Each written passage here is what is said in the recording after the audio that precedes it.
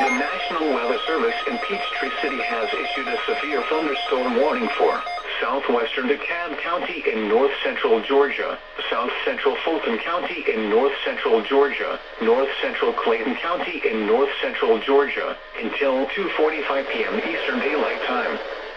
At 1:54 p.m. Eastern Daylight Time, a severe thunderstorm was located over Grand Park Zoo, Atlanta, or near Atlanta, moving southeast at 5 miles per hour. Hazard, 60 miles per hour wind gusts. Source, radar indicated. Impact, expects damage to roofs, siding, and trees.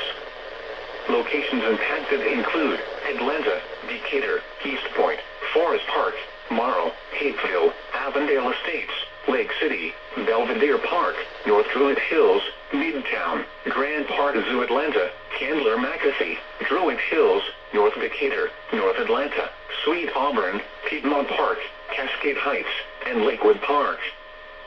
For your protection, move to an interior room on the lowest floor of a building. If you see wind damage, hail or flooding, wait until the storm has passed, and then call the National Weather Service toll-free at 1-866-763-4466 or tweet us your report at NWS Atlanta.